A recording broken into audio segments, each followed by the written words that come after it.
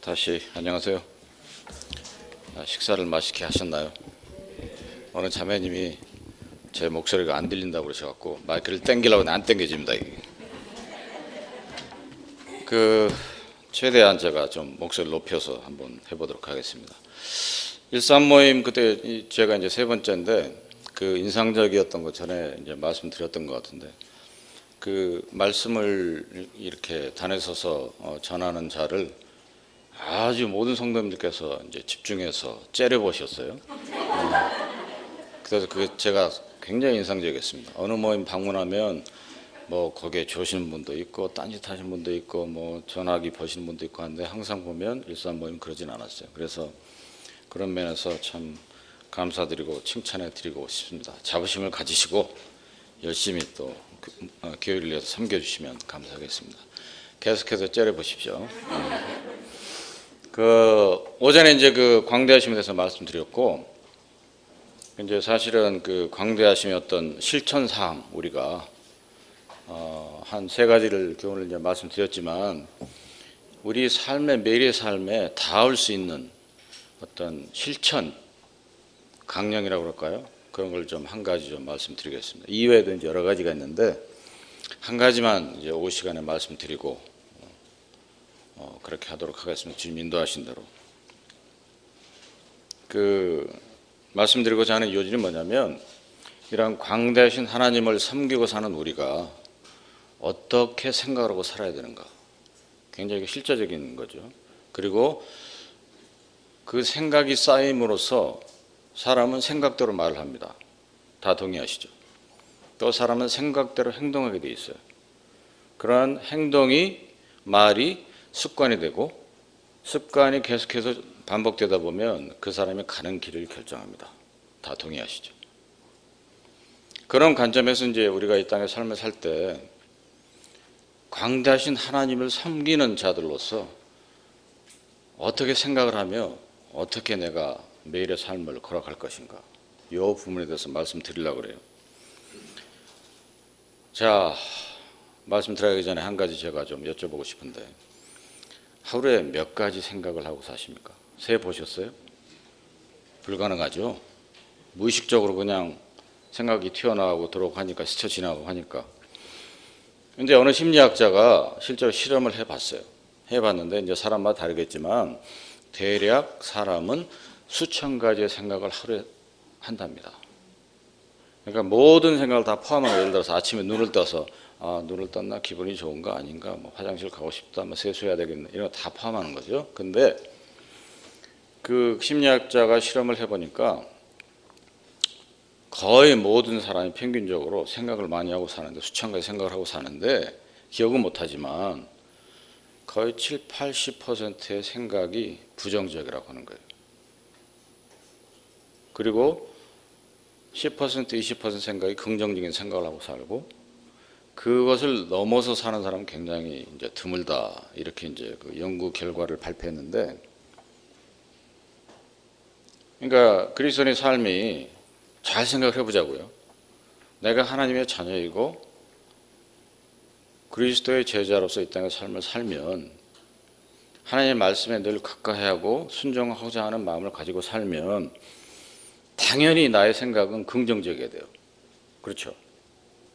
왜냐하면 하나님의 말씀 가운데는 부정적인 게 없어요. 왜냐하면 그것은 하나님의 속성으로부터 온 것이기 때문에 그렇거든요. 즉 하나님의 생각은 기본적으로 인간의 생각과 전혀 달라요. 자, 이사야서 55장 보시면, 이사야 55장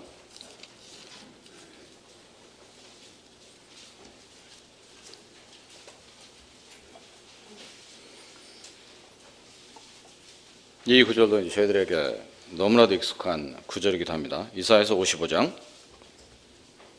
8절입니다. 여호와의 말씀에 내 생각은 너희 생각과 다르며 내 길은 너희 길과 달라서 하늘이 땅보다 높음같이 내 길은 너희 길보다 높으며 내 생각은 너희 생각보다 높으니라. 이 구절 또한 이제 광대하심과 관련된 구절이에요. 즉 하나님의 생각과 인간의 생각은 같을 수가 없어요. 다릅니다. 그래서 이제 믿는 자를 할지라도 그런 어떤 불평을 가질 때가 있잖아요. 내가 기도하고 개혁했는데 왜 하나님께서 이것을 들어주시지 않을까? 그럴 때는 그만한 이유가 있어요. 그것을 내 관점에서 보면 들어주지 않는 것인데 조금 더 우리가 영적으로 성장하게 된 다음에 뒤돌아보면 그래서 하나님께서 그때 그렇게 인도하셨구나. 그런 간증들 많이 하시잖아요. 그러니까 그 당시에는 알 수가 없어요. 인간의 생각은 하나님의 생각과 너무나 다르기 때문에 이게 비교가 안 되는 거죠. 그래서 어떤 크다, 작다, 높다, 낮다 이런 차원이 아니고 이 말씀의 본질은 뭐냐면 다르다는 거예요. 근본적으로 본질적으로 하나님의 생각과 인간의 생각은 다르다는 거예요. 그런데 이 구절 뒤에 숨어져 있는 묵상은 뭐냐면 생각은 다른다 할지라도 너희가 나의 생각을 조금이나마 이해해 보려 하지 않겠느냐 이렇게 이제 묻고 있는 거죠. 그러니까 이제 하나님의 말씀 우리가 묵상하고 공부가 될 때 이런 어떤 요령을 가지고 보시면 큰 도움이 됩니다. 제 개인적인 경험으로 말씀드리는 거예요. 그냥 성경의 말씀을 문자적으로 곧대로 이제 쭉 이해하는 것도 중요하지만 그 이면에 숨어 있는 그 말씀을 통해서 숨어 있는 하나님의 생각을 이해하고자 하면 훨씬 더 그 마음이 나에게 살아서 다가온다는 거죠. 즉, 그 위에도 보고 그 뒤에도 보면 결국 뭐냐면 이스라엘 민족들의 어리석음을 지적하시면서 하신 말씀이에요. 내 생각과 너희 생각이 전혀 근본적으로 다른데 너희가 취해야 될 태도는 뭐냐?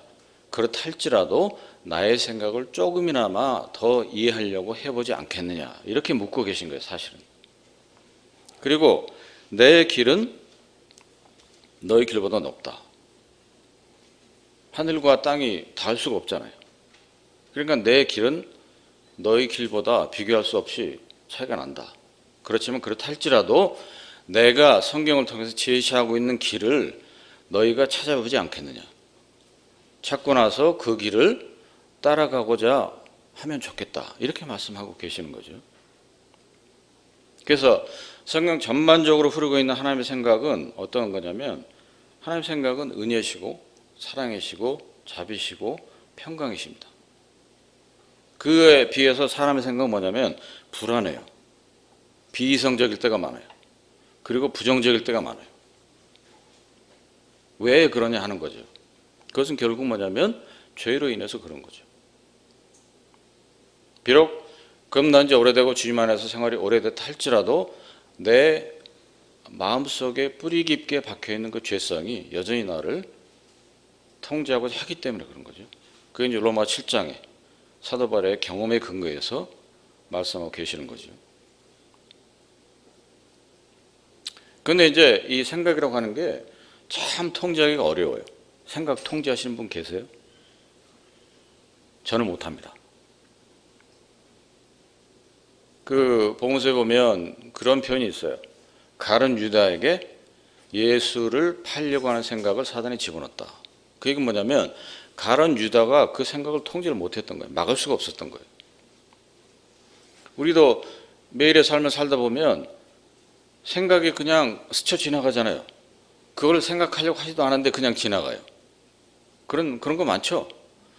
생각은 기본적으로 통제가 어려워요.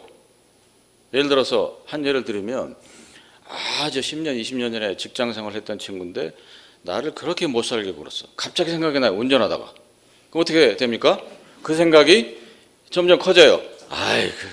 그때 했던 일 생각나고 지금 어떻게 살까? 그냥 코꾸라졌으면 좋겠다. 이런 생각도 하게 되고 그리고 되거든요. 그런데 중요한 것은 뭐냐면 그리스도인이 그 부정한 생각이 들어왔을 때 눈덩이처럼 풀어놔요. 그건 막아야 되는 거잖아요. 그건 하나님께서 바라시는 게 아니거든요. 자, 통제하기가 엄청나게 어려운 게 생각인데 그래도 통제가 할 수 있는 생각들이 있어요. 한 예를 들어보겠습니다. 오늘 아침에 이제 그 예배드리러 이제 예배당으로 나오실 때 아마 많은 분들이 그 생각을 의도적으로 하셨을 거예요. 오늘은 주의 날이니까 경건함으로 주님을 참 신령과 진정으로 예배해야 되겠다. 사실 이게 사실은 올바른 번역입니다. 이게 영과 진리로 이제 개역성경에 신령과 진정으로 되어 있는데 영과 진리로 예배하는 게 맞는 번역이에요. 영과 진리로 정말로 마음을 다해서 주님을 예배해야 되겠다. 그런 생각하고 오시죠. 그건 뭡니까? 내가 생각을 통제하는 거예요. 의도적으로. 근데 이제 또 한 가지 또 이제 통제할 수 있는 어떤 그 예를 또 들어보면 실생활에서 이제 어느 뭐 형제님이 교회 이제 올라가고 쭉 운전해 왔는데 어떤 자가 갑자기 앞으로 팍 끼어들어 쓰는 거예요. 그럼 어떻게 돼요? 옛날 같으면 다시 돌아서 팍 쓰죠. 또 쓰고 이렇게. 근데 그때 분을 내는 것이 하나님의 의를 이루지 못한다. 그 말씀을 알고 있으면 뭐 바쁜 일이 있었나 보지. 통제할 수 있는 거예요. 그러니까 결론적으로 말씀드리면 뭐냐면 그리스도인이라고 한다면 부정적인 생각이 들어올 때 밀어낼 수 있어야 된다고 하는 거죠. 왜? 그러한 능력을 우리는 이미 받았어요. 좀 이따가 설명드릴게요. 자, 누가복음 6장으로 가셔서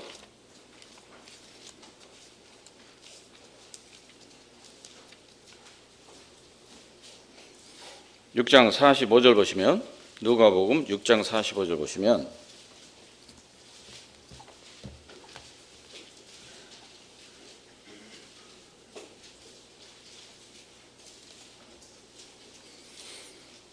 (6장 45절) 선한 사람은 마음에 쌓은 선에서 선을 내고 악한 자는 그 쌓은 악에서 악을 내나니 이는 마음에 가득한 것을 입으로 말함이니라. 서두에 이제 제가 들어갈 때 말씀드렸어요.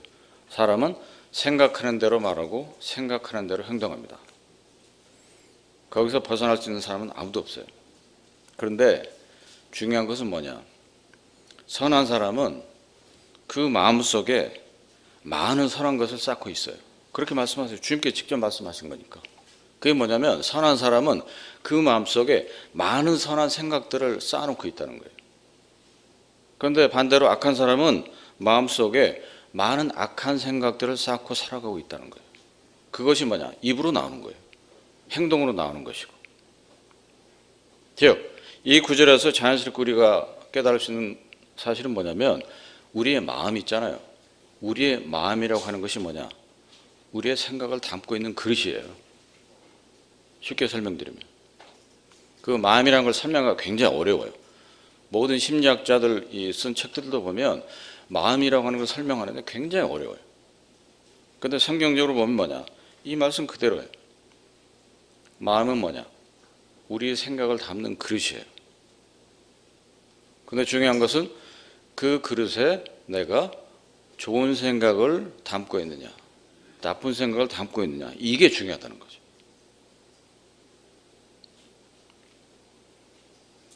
그래서 이제 첫 번째 제가 말씀드린 거, 긍정적인 거, 부정적인 거 말씀드렸죠. 생각이. 그러니까 우리의 생각은 방향성이 있는 거예요. 왼쪽이냐 오른쪽이냐, 긍정이냐 부정이냐. 또 한 가지 우리의 생각은 마음속에 담겨 있는데 그 마음속에 어떠한 생각을 내가 담고 사느냐, 그거에 따라서 나의 말이 달라지고 나의 행동이 달라지고 습관이 달라지고 결국엔 내가 평생에 가는 길이 달라진다고 하는 거죠. 그리고 이제 우리 이제 생각에서 자연스럽게 이제 마음으로 넘어왔는데 우리의 마음은 살아 있어요. 다 느끼시나요? 그거 어떻게 알 수 있어요? 어떨 때는 기쁘죠.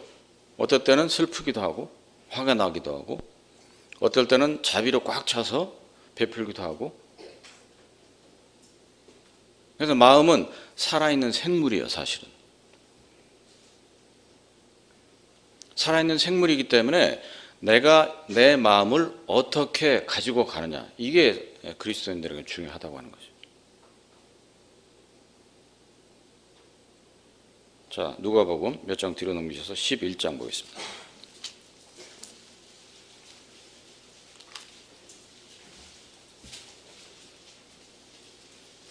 11장 34절. 이게 이제 1차적으로 이제 복음에 관련된 구절이기도 한데, 자, 34절 보시면 11장. 내 몸의 등불은 눈이라.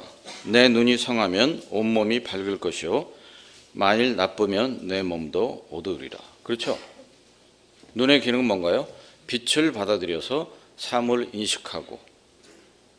인식해서 제대로 걸어가게 하고 장애물이 있으면 피하게 하고 이런 이제 기능을 하는 거죠. 근데 만약에 눈이 성하지 않으면 온 몸이 어두울 수밖에 없어요. 장애물에 부딪히기도 하고 넘어지기도 하고 그럴 수밖에 없죠. 그런데 강조하고자 하는 구절은 바로 뒷구절 35절입니다. 그러니까 이제 앞에 있는 눈과 빛의 그것을 근거로 주님께서 이제 말씀하시는 거죠. 그러므로 내 속에 있는 빛이 어둡지 아니한가 보라. 지금 그 34절에 말씀하신 그 빛을 말씀하고 있는 게 아니에요. 사실은 이 35절은 내 속에 있는 빛이에요. 네 안에 있는 빛. 그 빛이 어둡지 아니한가 살펴봐라. 주의해봐라. 이런 얘기죠. 36절 내 온몸이 밝아 조금도 어두운 데가 없으면 등불의 광선이 너를 비출 때와 같이 온전히 밝으리라 하시니라. 내 온몸이 밝아 조금도 어두운 데가 없으면 이런 얘기죠. 어두운 데는 뭔가요? 우리 마음속에 부정적인 것들. 결국은 이 구절에서 주님께서 강하게 교훈하시는 건 뭐냐면 너희가 나의 제자라고 한다면 너희들 마음속에 부정적인 것이 없어야 된다. 부정은 결국은 어둠과 관계가 깊잖아요. 부정적인 생각을 하게 되면 어느새 내가 풀이 죽게 되고 스트레스 받게 되면서 영적으로 사실은 굉장히 안 좋아집니다. 영적으로 좋은 사람은 어떻게 보면 긍정적인 이 마인드 생각을 갖고 있는 사람이에요. 그런데 영적으로 아주 안 좋아져갖고 다운 상태에 떨어지게 되면 모든 게 의심되고 불안하고 그렇잖아요. 심지어는 그리스도인을 할지라도 어떤 뭐 우울증 같은데 빠지기도 하고 그렇게 될 수 있는 거거든요. 그렇기 때문에 우리가 늘 생각해야 되는 것은 주님 말씀하신 대로 내 눈에 빛이 들어와서 내 몸이 사물을 분간해서 가는 것처럼 내 마음속에 있는 빛이 어둠이 없어야 된다고 하는 것입니다. 그것은 내 생각 자체가 전혀 예를 들어서 뭐 100% 긍정으로 찰 수는 없다 할지라도 내가 매일의 삶을 살면서 최선을 다해서 긍정화시키려는 노력이 필요한 거예요, 사실은. 그래서 어떤 부정적인 생각을 갖게 하는 뭔가가 나한테 올 때, 아까 이렇게 앞차가 팍 끼어드는 것처럼 그런 것이 올 때 어떻게 우리가 반응해야 되냐면 우리 스스로 긍정화하려면 어떻게 반응해야 되냐면 하나님의 말씀을 통해서 브레이크를 잡아야 되는 거예요. 그렇기 때문에 뭡니까? 하나님의 말씀의 지식 안에서 자라가야 되는 이유가 거기 있어요. 그리스도인들이 하나님의 말씀을 공부하고 묵상하고 연구하고 이해하고 더 깊이 파고 그래야 되는 이유가 이 아주 밀접한 실생활에도 관계가 있는 거죠. 그리고 긍정적인 생각이 나한테 왔을 때 그것을 하나님의 말씀을 통해서 더욱더 엑셀을 밟아야 되는 거죠. 예를 들어서 지난주에 어느 형제가 왔는데 안색이 안 좋은 것 같아요. 뭔가 근심 걱정이 있어 보여요. 그러면 긍정적인 생각은 뭡니까? 저 형제를 좀 위로해 줘야 되겠다. 주중에 만나서 커피라도 한잔하면서 무슨 문제가 있나 들어봐야 되겠다. 이런 생각을 하는 거죠. 그것은 뭡니까? 형제를 위로하고 도와주는 하나님의 말씀이니까 그거에 근거해서 엑셀을 밟는 거죠. 그렇기 때문에 하루의 삶을 살면서 잘 생각해 보시기 바랍니다. 하루를 마치면서 한번 대충 퍼센트를 계산해 보세요. 다 기억을 못한다 할지라도 이제 굵직굵직한 거는 기억을 하잖아요, 우리가. 그러면 예를 들어서 10가지 중요한 굵직굵직한 생각을 했는데 그 중에 몇 가지가 긍정적이었을까? 몇 가지가 부정적이었을까? 그러면 그 부정적인 것을 내가 어떻게 해결해 가야 될까? 생각을 해 보셔야 되는 거죠. 그리고 세월이 이렇게 점차 주님 안에서 지나면서 긍정적인 생각의 퍼센티지가 자꾸 올라가야 되는 거잖아요. 그게 정상이죠. 그렇죠? 그게 이제 하나님 말씀에 합한 삶이에요. 그런데 아무리 세월이 가도 계속적으로 부정적인 생각을 하게 되면 부정이 내 마음속에 꽉 차죠. 부정적인 생각을 담고 있으니까. 그러니까 나도 모르게 부정적인 말이 튀어나오는 거예요. 누가 조금만 건드려도 신경질적으로 반응하게 되고, 특히 가정에서 그런 일들 많죠. 특히 남편과 아내 사이에, 또 부모와 자녀 사이에 그냥 툭툭 나와요. 그 사람을 가장 잘 아는 사람은 가족이잖아요. 교회에서 아무리 뭐 신령하다고 해도 그 사람을 속속들이 가장 잘 아는 사람은 뭡니까? 가족 구성원이에요. 그렇기 때문에 가족 구성원한테 사실은 제일 조심해야 돼요, 그리스도인은. 특히 자녀 교육에 있어서 부모가 본이 되지 않으면 절대 자녀들은 부모를 존경하지 않고 따라오지 않습니다. 그럴 때 과연 내가 어떤 말을 뱉고 살았나, 어떤 행동을 하고 살았나, 이거 정말로 중요한 거잖아요, 그리스도인에게. 다시 말씀드리면 성경에 전반적으로 흐르는 하나님의 생각은 긍정이에요, 부정 아니에요. 하나님께서 부정적인 분이셨다고 한다면 예수 그리스도께서 이 땅에 안 오셨어요. 그렇지 않아요? 그래도 얘네들이 참 내가 지었지만 죄를 지어서 믿긴 하지만 그래도 이 중에 몇은 내가 구해야 되겠다. 그분께 직접 오신 거잖아요. 왜? 긍정적으로 보셨기 때문에. 그래도 내 아들을 보내면 내 아들을 통해서 믿는 인간들이 나타날 것이다. 그래서 이사야서 53장에 보면 아버지께서 그 아들을 보내실 때 고난받는 것을 즐거워하셨다, 이렇게 되어 있어요. 그리고 그 영혼에 수고한 것을 보고 만족히 여기실 것이라, 이렇게 되어 있는 거죠. 그 아들을 보내시기까지 하시면서, 그 아들을 십자가에서 목숨을 빼앗기까지 하시면서까지 보내신 것은 뭐냐? 그 뒤에 올 영혼의 소산물을 보신 거예요. 그것은 하나님의 긍정입니다. 주님께서 오신 것도 긍정인 것이고, 주님께서 이 땅의 삶을, 저희들의 삶을 인도하시는 것도 긍정이에요. 결국은 우리가 영원한 그 세계 이루는 것도 사실은 하나님의 긍정적인 배경과 생각 가운데 나온 거예요. 이미 예비하신 거예요.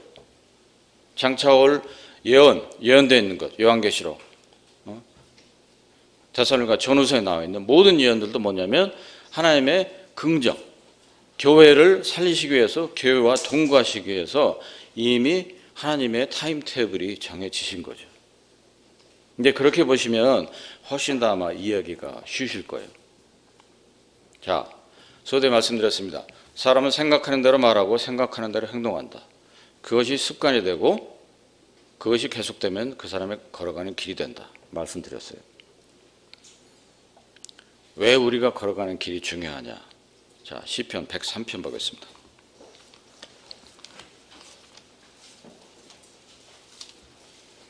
이 구절도 너무도 이제 우리에게 잘 알려진 구절인데,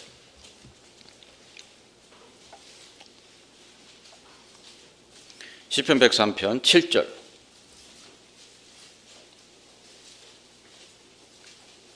7절 보시면 그 행위를 모세에게, 그 행사를 이스라엘 자손에게 알리셨도다. 자, 우리말에는 그 행위로 번역이 되어 있습니다. 그런데 이제 사실은 뭐냐면 여호와 하나님의 길이에요. 그리고 그 행사는 하나님께서 이스라엘 민족들에게 베푸신 어떤 이적들, 기적들, 만나 내려주시고 메추라기 내려주시고 물이 있게 하시고 출애굽하게 하시고 이런 건데, 이 차이가 있죠. 모세란 사람한테는 하나님께서 그 하나님의 길을 보이셨다, 이렇게 되어 있어요. 반대로 이스라엘 자손에게는 그것이 아니고 하나님의 행사, 되어진 일들, 이적들 보이셨다, 이런 거죠. 자, 하나님의 길을 보이셨다. 그 의미는 뭘까? 대단히 깊은 의미가 있습니다. 하나님의 길을 보이셨다고 하는 것은 모세에게 하나님께서 계획하신 뜻과 목적을 분명하게 모세에게 보이셨다고 하는 것입니다. 그렇기 때문에 모세는 하나님의 계획을 처음부터 끝까지 이해하고 믿고 그 길을 같다고 하는 거죠. 모세 삶이 그 굴곡이 많았잖아요. 광야 40년 동안 훈련 받고 또 40년 동안 이스라엘 민족들 출애굽해서 가나안까지 턱밑까지 갔고 그러면서 얼마나 많은 그 우여곡절을 겪었나요? 그들에게 대드는 사람도 많았고 그랬죠. 우상 만들고 뭐 대들고 따지고 그렇지만 모세는 분명하게 그에게 계획하시고 보여주신 하나님의 목적과 그 뜻을 알고 있었다고 하는 거죠. 그렇기 때문에 그 길을 충성되이 신실하게 갈 수 있었고 마칠 수 있었습니다. 그런 의미에서 이제 그 모세가 사실은 참 훌륭한 사람이었다고 하는 거죠. 자, 시편 139편 가셔서 또 다른 인물 보면 다윗인데 그 첫 번째 오전에 이제 다윗과 이제 모세 잠깐 말씀드리면서 영적으로 대단한 그 훌륭한 뛰어난 영성을 가진 사람이었다 이렇게 말씀드렸는데 시편 139편 또한 그 하나님의 세 가지 속성을 잘 설명해 주고 있어요. 다윗이 썼는데 전지하심, 전능하심, 편지하심 이 세 가지 속성을 아주 잘 설명을 하고 있습니다. 그러니까 이 당시에 이 다윗이라는 사람도 이러한 하나님의 속성을 잘 이해하고 있었던 사람이었던 거예요. 그런 면에서는 저희들이 그 다윗의 영성을 비록 실수는 했지만 영성을 이제 본받을 필요가 있는 거죠. 이 성경의 기록들을 통해서 자, 그가 이제 일생을 쭉 살면서 중요한 깨달음을 깨달았는데 자, 23절 보시면 139편 23절 보시면 하나님이여 나를 살피사 내 마음을 아시며 나를 시험하사 내 뜻을 아옵소서. 자, 그 구절만 일단 보고 좀 설명드릴게요. 하나님이여 나를 살피사 살펴보시라는 거죠. 간구하는 거예요. 나를 늘 계속해서 모니터링해 보십시오 이런 얘기입니다. 혹시나 24절에 내게 무슨 악한 행위가 있나 보시고 나를 영원한 길로 인도하소서 이렇게 하면서 마칩니다. 139편이. 근데 23절 보시면 마음이 나오죠. 그리고 내 뜻을 아옵소서 이렇게 나오는데 이제 번역본에 따라서 약간 차이는 있는데 이 뜻이라고 번역되는 게 뭐냐면 사실은 생각이에요. 생각들 복수입니다. 단수가 아니고. 즉 지금 제가 생각에 대해서 말씀드렸죠. 전반부에 그 생각들이 어디에 담겨 있다고요? 마음에. 그러니까 다윗은 이것을 깨달았던 거예요. 내 마음을 살펴봐 주시라고 간구를 하는데 그 이유는 뭐냐면 내 마음속에 내가 어떠한 생각을 살고 사는지 살펴봐 주시옵소서 이런 얘기입니다. 그 이유는 뭐냐면 혹시나 내 마음속에 부정적인 생각, 잘못된 생각, 잡스러운 생각, 죄된 생각들이 담겨 있어서 악한 길을 가지 않을까 돌아봐 주시옵소서 이런 얘기입니다. 그리고 영원한 길로 인도하소서. 이제 두 가지 길이 나오잖아요. 악한 행위, 반대는 뭡니까? 선한 행위죠. 즉 행위라고 번역이 되어 있지 뭐냐면 악한 길을 얘기하는 거예요. 지금 행위라고 하는 것은 내가 길을 가면서 삶을 걸어가면서 나오는 것이 행위잖아요. 행동이잖아요. 그 얘기를 하고 있는 겁니다. 내가 길을 가고 있는데 혹시 내 길이 악하지 않을까 살펴봐 주시옵소서 이 얘기를 하고 있는 거예요. 악한 길을 가고 있다고 한다면 저로 하여금 자각해 하셔서 선한 길로 갈 수 있도록 인도하시옵소서 이런 얘기를 하고 있어요. 자, 생각을 해보자고요. 악한 길로 가게 되면 다른 말로 무슨 얘기냐면 지상적인 관점을 가지고 내가 살아가는 거예요. 세상적인 관점을 가지고 내가 지금 이 삶을 살아가고 있는 거예요. 그럼 어떻게 됩니까? 지상적인 관점으로 내가 이 삶을 살게 되면 그 관점 위에 죄가 계속 더해질 수밖에 없어요. 그렇죠? 그런데 하나님 보시기에 선한 행위, 선한 길을 내가 가고 있으면 그 길을 가는 동안에 나의 악함이 드러나게 돼 있어요. 그렇지 않나요? 예를 들어서 내가 늘 주님을 묵상하고 죄의 말씀 안에 살고자 하고 주님께 간구하는 삶을 사는 사람은 기본적인 생각이 뭐냐면 달라요. 주님, 혹시 내가 악한 길에 들지 않나 살펴봐 주시고 온갖 잡스러운 생각에, 죄된 생각에 들어가 있지 않나 살펴봐 주시옵소서. 그렇게 기도를 하면서 자기 스스로도 주의를 기울일 수밖에 없어요. 그런데 반대로 이 세상적인 관점, 지상적인 관점으로 나의 길을 나가게 되면 온갖 죄 가운데 쉽게 빠져들 수밖에 없죠. 유혹 가운데 들 수밖에 없어요. 그런 중요한 것을 이제 다윗이 깨달았기 때문에 이것을 지금 고백을 하고 있는 거예요. 밧세바 사건, 그다음에 인구조사 사건, 실수를 했잖아요. 몇 가지 다윗이. 그런 것들을 돌아보면서 다윗이 깨달은 거예요. 아, 내가 또 이전에 그랬던 것처럼 악한 길로 빠질 수 있겠구나. 그러면 안 되지 않겠느냐. 왜냐? 139편 그 서두에 그분은 전지하시고 전능하시고 편지하신 분인데 그분의 어떤 그 살피심 안에서 내가 벗어날 수가 없지 않느냐. 정말로 조심해야 되겠다. 앞으로는 절대 그런 실수하지 말아야 되겠다. 악한 길로 가지 말아야 되겠다. 그렇게 지금 그 깨달음을 이렇게 고백하면서 이 시편을 마치는 거죠. 그리고 나를 영원한 길로 인도하소서 이렇게 마치는데 약간 이제 우리말의 그 번역이 좀 정확한 의미를 전달하지 못하는 부분들이 성경에 이제 보면 있는데 이 구절도 이제 한 그 예가 되겠습니다. 마치 이제 이 구절을 보면 나를 영원한 길로 인도하소서. 그래서 어느 영원한 길이 정해져 있는 것 같아요. 그 길이 어떤 종착역, 도착지가 정해져 있는데 그때까지 내가 잘 도착하도록 해 주십시오. 이렇게 이제 이해할 수 있는데 사실은 그보다는 더 깊은 의미가 있습니다. 그 의미는 뭐냐면 내가 지금 현재 매일의 삶 속에 순간순간 나의 길을 가고 있어요. 가고 있는데 그 매 순간마다 악한 행위에 악한 길로 가지 않도록 선한 길로 갈 수 있도록 하나님께 간구하는 일종의 현재 진행형인 그런 의미를 담고 있어요. 이 구절이. 정착지가 정해진 것이 아니고 내가 그 정착지까지 갈 때까지 한 걸음 한 걸음 발을 떼서 갈 때까지 선한 길 가운데 갈 수 있도록 나를 인도해 주시옵소서. 이런 의미를 이제 담고 있는 것입니다.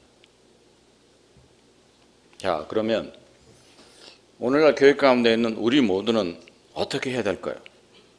물론 긍정의 퍼센티지를 높이는 삶을 살아야 되겠죠. 그리고 내가 가는 길이 늘 선한 길로 가야 되겠죠. 하나님께서 보시기에. 자, 에베소서 3장 보겠습니다. 에베소서 3장.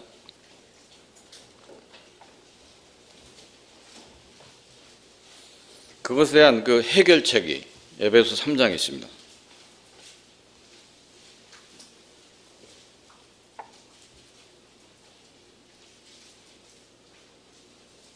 에베소서 3장 보시면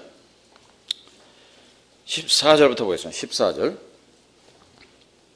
이러함으로 내가 하늘과 땅에 있는 각 족속에게 이름을 주신 아버지 앞에 무릎을 꿇고 비노니 그 영광의 풍성을 따라 그의 성령으로 말미암아 너희 속사람을 능력으로 강건하게 하옵시며 믿음으로 말미암아 그리스도께서 너희 마음에 계시게 하옵시고 너희가 사랑 가운데서 뿌리가 박히고 터가 굳어져서 거기까지만 읽겠습니다. 자, 이 구절을 보시면 삼위일체 하나님을 언급하고 있어요.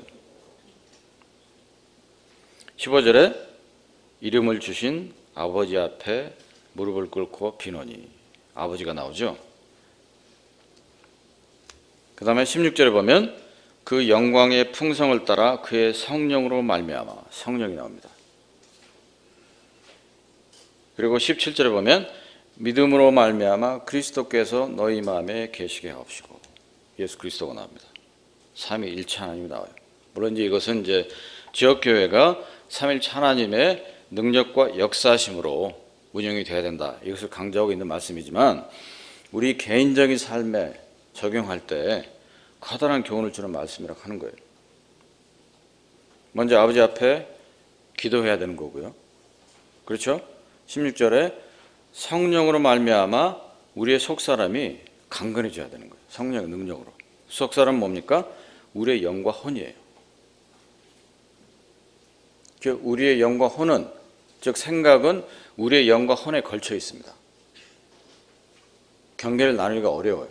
그래서 아무튼 우리의 생각과 마음은 우리의 혼과 영에 걸쳐 있어요. 그리고 17절에 급기야 뭐가 나옵니까? 그리스도께서 나오시고 믿음으로 말미암아 그리스도께서 너희 마음에 계시게 하옵시고 나오죠. 즉 삼위일체 하나님과 마음이 나오잖아요. 그 성도님들 그 개개인 돌아오시면 예수 그리스도께서 내 안에 인격으로 역사하십니까?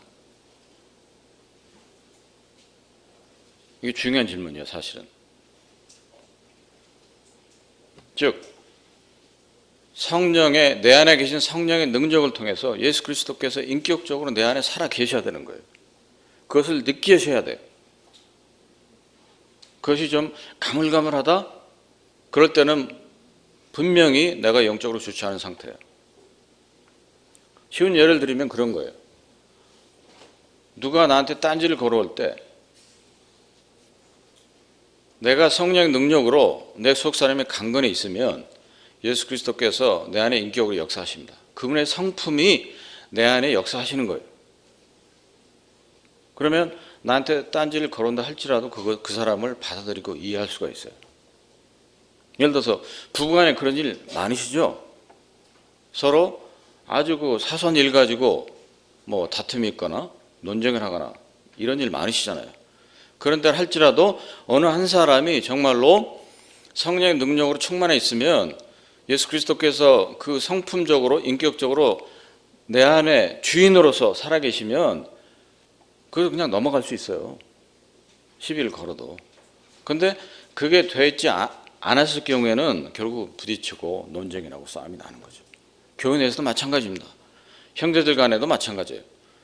뭐 회의를 할 때도 모든 형제들이 정말로 성령의 충만함으로 예수 그리스도를 주인으로 모시고 사는 신실한 삶을 살고 있으면 교회에 다툼이 일어나지 않아요. 설사 그 이견이 있다 할지라도 그것을 서로 교제하면서 대화하면서 풀어나갈 수가 있는 거죠. 이게 정말로 중요하다고 하는 것입니다.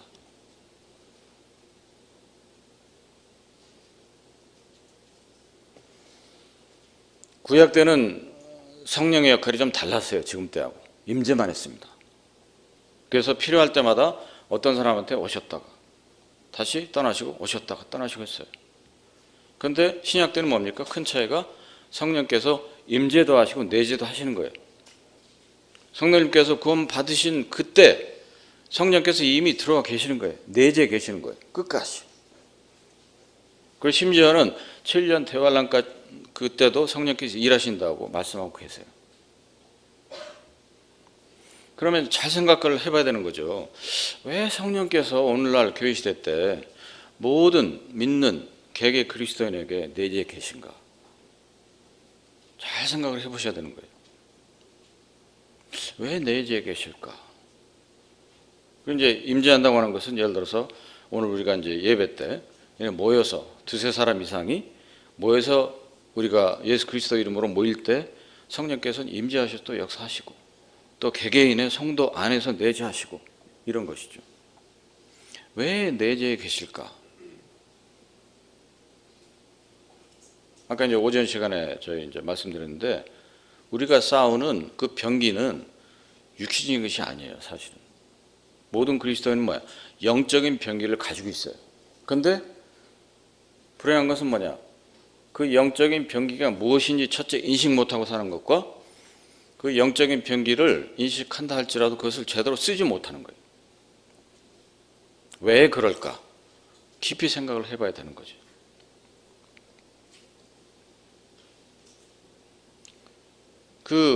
사실 그런 문제들의 출발점은 우리 마음속에 예수 그리스도께서 인격적으로 역사하지 않으시기 때문에 그런 일들이 생겨날 수가 있는 거죠.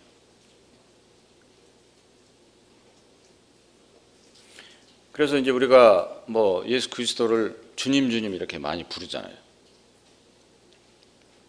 그런데 과연 내가 그분을 정말로 나의 주인으로 몇 퍼센트나 섬기고 살아가고 있느냐 이거죠.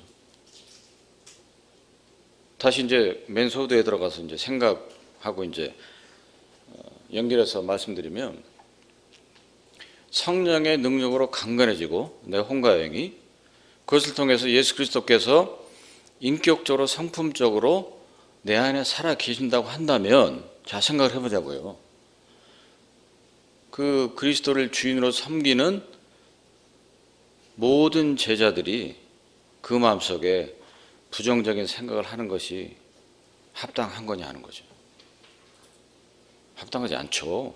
당연히 그거는 초등학생도 압니다. 설명을 하면. 그렇기 때문에 그리스도인의 삶이 생각 자체가 긍정적이 돼야 된다고 하는 거예요. 예수 그리스도께서 이 땅에 예를 들어서 성전에 장사하는 사람들 꾸짖고 그런 일이 있지만, 전반적으로 사복음서에 나와 있는 주님의 행적 가르치심을 보면 다 긍정이에요. 왜? 주님께서 이 땅에 아버지께서 말씀하신 그 구원 사역을 성취하러 오셨으니까. 그러니까 이제 이 땅에 지금 주님을 믿고 구원받은 주님의 제자들은 사실은 가장 좋은 건 뭡니까? 주님처럼 사는 거죠. 근데 그러기는 사실 저희 불가능하죠. 그렇지만 최대한 우리가 해야 될 것은 주님처럼 되려고 노력을 하는 자세는 보여야 된다. 그 출발점이 어디겠느냐? 결국 우리의 사고방식, 생각 자체를 우리 스스로 어떻게 가지고 살아가야 될 것인가. 정말로 중요한 것입니다. 나의 생각이 바뀌잖아요.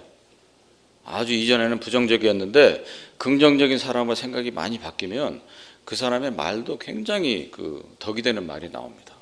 행동도 마찬가지예요. 남들한테 본이 되는 행동으로 간직으로 보여져요. 그것이 계속해서 누적돼서 습관이 되잖아요.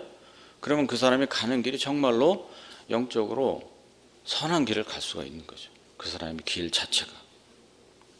그러한 길들이 결국은 주변의 많은 사람들한테 선한 영향력을 미치고 살아갈 수가 있는 것입니다.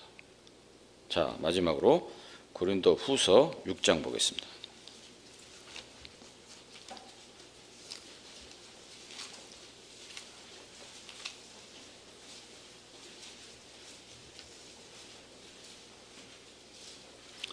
고린도후서 6장 보시면 6장 11절입니다. 11절. 6장 11절 고린도후서. 고린도인들이여, 너희를 향하여 우리의 입이 열리고 우리의 마음이 넓었으니 너희가 우리 안에서 좁아진 것이 아니라 오직 너희 심정에서 좁아진 것이니라. 내가 저녁에 말하듯 하노니 보답하는 양으로 너희도 마음을 넓히라. 다시 이제 그 마음적으로 약간 이제 돌아가겠습니다.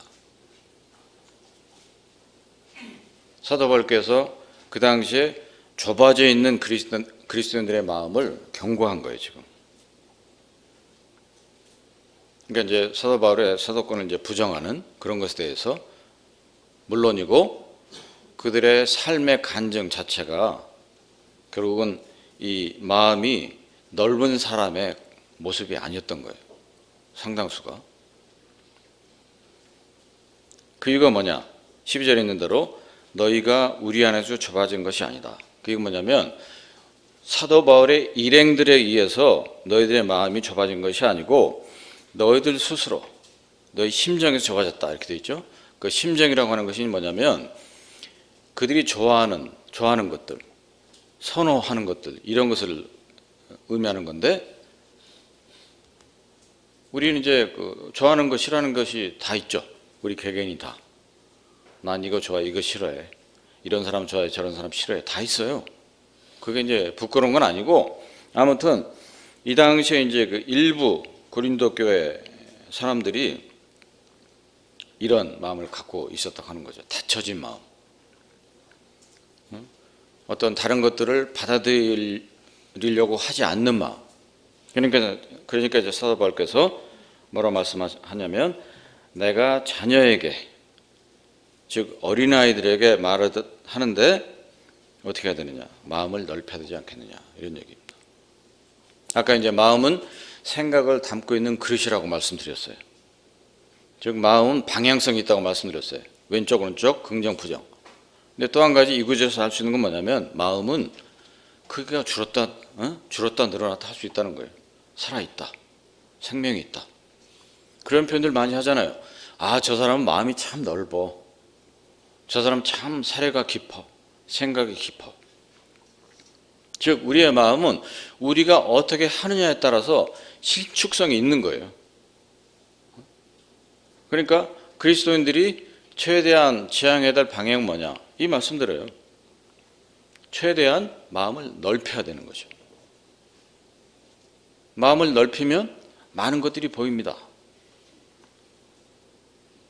나의 잘못했던 것들이 먼저 보이고, 아, 내가 참 이전에는 이랬지, 잘못했던 것 같아. 그런데 이제는 돌아보니까 그걸 이제 고친 후에 보니까, 아, 내가 좀 넓어진 것 같아. 좀 생각도 깊어진 것 같아.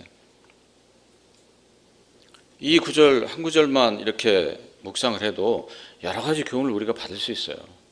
마음이 넓고 생각이 깊은 사람은요, 신중합니다. 그렇지 않겠어요? 또 그런 사람은 쉽게 다른 사람을 내 잣대로 헤아리지 않아요. 오전에 말씀드렸던 대로. 또 그런 사람은 쉽게 어떠한 사람이 어떠한 형편에 처했을 때 그 사람을 쉽게 부정적으로 평가하지 않습니다. 판단하지 않습니다. 아, 무슨 일이 있었겠지, 내가 이해하지 못하는 어떤 특별한 어려운 환경 가운데 있었겠지, 그걸 먼저 생각하는 거죠. 그리스도인들의 마음의 폭이 그래야 되지 않겠냐는 얘기입니다.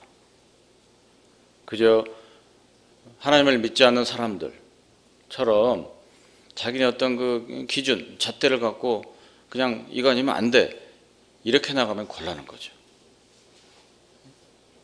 그래서 사실은 우리가 복음을 전할 때도 마찬가지예요. 복음을 문자적으로 전할 수도 있지만 사실은 더욱더 효과적인 방법은 그 사람과 시간을 가지고 관계를 설정하면서 나의 정말로 인격적인 선한 상품을 보이면서 전해야 사실은 그게 가장 효과적인 방법이라고 저는 믿습니다.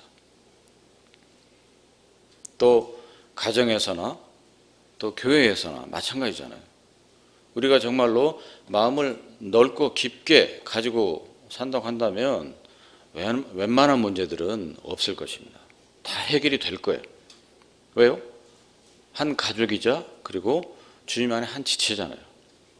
주님을 머리로 하는 그 지체이기 때문에, 주님 안에서 성령 안에 있기 때문에 다 교제하면서 말씀 안에서 다 해결이 될 수 있는 겁니다.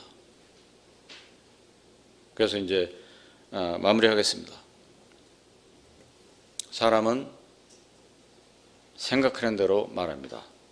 생각하는 대로 행동합니다.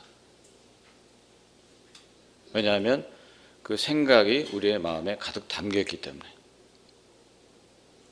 그래서 우리 모두가 돌아봐야 될 것은 내 마음속에 몇 퍼센트나 긍정적인 생각을 담고 사느냐. 현재 내가 50%밖에 안 됐다고 한다면 내일은 55%, 모레는 60%, 그 다음에는 더 올라가고, 그렇게 해서 100까지 갈 수는 없겠지만 최대한 90, 91, 92 이렇게 가야 되지 않겠느냐. 그러다 보면 그것이 굳어져서 나의 습관이 되고 내가 가는 길을 결정해야 된다. 내가 이 세상의 길을 가게 될 때 다윗이 고백했던 것처럼 늘 간구를 해야 되고 조심해야죠. 혹시 지상적인 관점에 근거한 악한 길에 내가 들지 않을까. 늘 기도해야 되고 아버지께, 그리고 내 안에 내재긴 성령의 능력으로 충만함으로 나의 영과 혼이 강건해지고 그리고 그를 통해서 예수 그리스도께서 나의 주님이신데 그분의 성품과 인격이 내 안에 살아계셔서 내가 그분을 섬기고 살아야 되겠죠. 그렇게 산다고 한다면 주님께서 우리들을 구원하신 목적, 그것의 많은 부분을 사실은 저희들이 이루는 삶을 이 땅에 살 수가 있습니다. 네, 기도하겠습니다. 은혜로우신 아버지 하나님, 참으로 감사드립니다.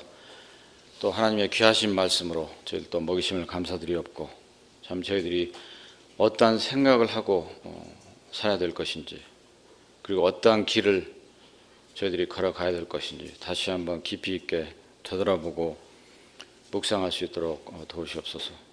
참 저희들이 모자란 부분이 있다고 한다면 그것을 바로 인식하게 하시고, 또 주님의 말씀으로 가르침으로 채워나갈 수 있도록 저희들을 계속해서 인도해 주시기를 주님 앞에 간구드립니다.